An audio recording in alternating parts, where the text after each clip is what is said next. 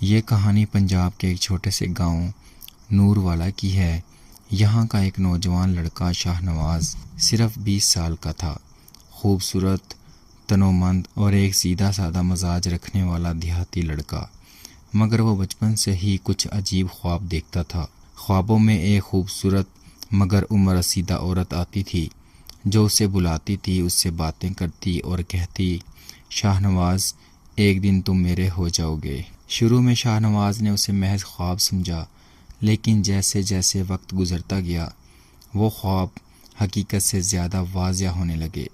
وہ عورت اسے اپنا نام روحی بی بی بتاتی تھی اور ایک ویران حویلی کی تصویر دکھاتی تھی۔ ایک دن شاہ نواز دوستوں کے ساتھ شکار کے لیے گیا۔ شکار کے دوران وہ گاؤں سے دور ایک پرانی ویران حویلی کے قریب پہنچا، جو بالکل ویسی تھی جیسی وہ خواب میں دیکھا کرتا تھا۔ تجسس میں وہ اکیلا اندر چلا گیا۔ اندر جا کر اس نے وہی عورت دیکھی، ہاں بالکل ویسی ہی، سفید لباس میں ملبوس، لمبے سفید بال، مگر چہرے پر عجیب کشش۔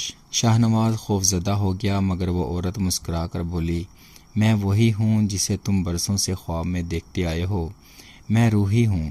روحی بی بی نے اسے بتایا کہ وہ انسان نہیں، ایک جنات قبیلے سے تعلق رکھتی ہے اور برسوں پہلے اسے ایک انسان سے محبت ہو گئی تھی، مگر وہ اسے چھوڑ گیا۔ روحی نے قسم کھائی کہ وہ اپنے عشق کو دوبارہ پائے گی، اور شاہ نواز دراصل اس انسان کا دوبارہ جنم ہے۔ اب روحی چاہتی تھی کہ وہ اس سے نکاح کرے تاکہ اس کی روح کو سکون ملے۔ شاہ نواز نے انکار کیا، مگر جب وہ حویلی سے واپس آیا، اس کی ماں اچانک بیمار ہو گئی۔ گھر کے حالات بگڑنے لگے، جانور مرنے لگے، کھیت سوکھنے لگے۔ ایک بزرگ نے بتایا، یہ کسی جننی کی نظر ہے، جب تک وہ لڑکا اس سے نکاح نہیں کرتا سکون نہیں آئے گا۔ شاہ نواز مجبوری میں اپنی ماں کی زندگی بچانے کے لیے روحی بی بی سے نکاح کرنے پر راضی ہو گیا۔ شادی کی رات نکاح ایک خفیہ مقام پر جنگل کے درمیان ہوا۔ گواہ بھی کچھ اور ہی مخلوق تھی، وہ جو نظر نہیں آتی۔ شادی کی پہلی رات شاہ نواز کو ایسا لگا جیسے وہ کسی اور دنیا میں ہے۔ روحی نے اسے جنت جیسے مناظر دکھائے، خزانے دیے، اس کی ماں کو شفا دی، مگر ایک شرط پر، تم اب صرف میرے ہو، اگر کسی اور عورت سے دل لگایا تو تمہاری دنیا تباہ ہو جائے گی۔ وقت گزرتا گیا، شاہ نواز نے وہ حویلی اپنا مسکن بنا لی۔ روحی ہر رات آتی اور ہر دن غائب ہو جاتی۔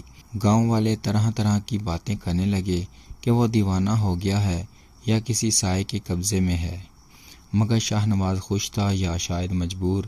ایک دن گاؤں کی نئی لڑکی نورین نے شاہ نواز سے بات کی اور دل لگا بیٹھی۔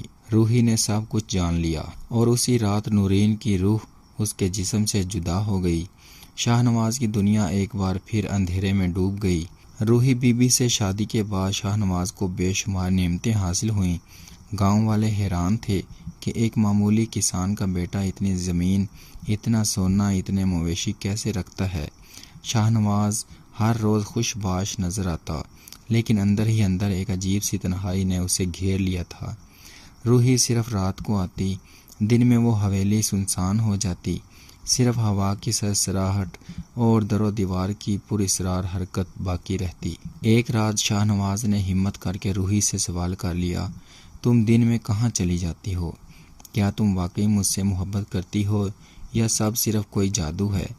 روحی کا چہرہ پل میں ہی بدل گیا، اس کی آنکھیں سرخ ہو گئیں اور آواز میں گرج آ گئی، مت پوچھو وہ سوالات جن کے جواب تم سن نہیں سکتے۔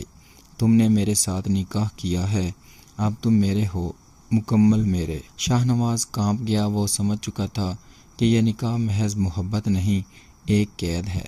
گاؤں کی لڑکی نورین جو مدرسے میں پڑھاتی تھی، شاہ نواز کی زندگی میں بہار بن کر آئی۔ وہ شاہ نواز کو اصل دنیا میں کھینچ لانا چاہتی تھی، وہ جو اب ایک سایہ بن چکا تھا۔ نورین نے جب یہ جانا کہ شاہ نواز کسی غیر انسانی قوت کے ساتھ بندھا ہوا ہے تو وہ پیچھے نہیں ہٹی، بلکہ اس نے قرآن، دعا اور وظائف کا سہارا لینا شروع کر دیا۔ نورین نے ایک بزرگ عالم دین سے رابطہ کیا جو گاؤں سے باہر ایک پہاڑ پر رہتے تھے۔ ان بزرگ نے کہا، اگر روحی واقعی جننی ہے تو وہ تمہیں کبھی معاف نہیں کرے گی، مگر اس کا توڑ ممکن ہے صرف ایک رات کے عمل سے۔ نورین نے فیصلہ کیا وہ اپنی جان سے جائے گی مگر شاہ نواز کو چھڑائے گی۔ اسی رات جب روحی حویلی آئی تو اسے نورین قرآن کے کلمات پڑھتی ملی۔ شاہ نواز زمین پر بے ہوش پڑا تھا۔ روحی غضبناک ہو گئی، تم نے میرا وعدہ توڑا، تم نے کسی اور عورت سے دل لگایا، اب تم دونوں میرے قہر سے بچ نہیں سکتے۔ پھر ایک ایسا منظر سامنے آیا جو انسانی آنکھیں شاید برداشت نہ کر سکیں۔ آسمان پر کالی بجلیاں، حویلی کی دیواریں لرزنے لگیں اور ایک چیخ کی آواز گاؤں بھر میں گونجنے لگی۔ نورین مسلسل تلاوت کر رہی تھی اور اچانک ایک سفید روشنی شاہ نواز کے جسم پر آئی اور روحی کی چیخ کے ساتھ وہ روشنی غائب ہو گئی۔ روحی جلتے ہوئے شعلے میں بدل گئی اور ایک آخری بات کہی، اگر تمہارا عشق سچا نہ ہو تو میں واپس آؤں گی ہمیشہ کے لیے۔ صبح شاہ نواز ہوش میں آیا، نورین نے اسے تھام لیا۔ گاؤں والوں نے دیکھا کہ حویلی اب صرف کھنڈر ہے، نہ سونا، نہ زمین، نہ خزانہ، سب کچھ ویسا ہی جیسا برسوں پہلے تھا۔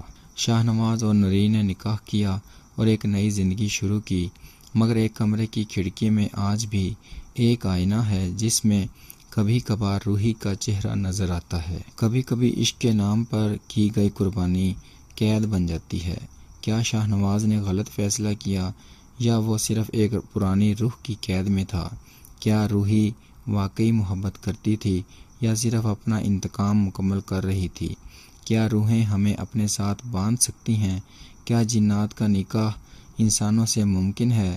یہ سوالات آج بھی ہمارے درمیان موجود ہیں۔ کمنٹس میں ضرور بتائیں، کیا آپ نے کبھی ایسی محبت دیکھی یا سنی؟ یہ کہانی محض ایک تصوراتی ڈرامہ نہیں بلکہ جنوبی ایشیا میں صدیوں سے پائی جانے والی جنات اور انسانوں کے تعلق کی کہانیوں پر مبنی ہے، خاص طور پر وہ واقعات جہاں انسانوں نے خواب میں کسی جنی سے نکاح کیا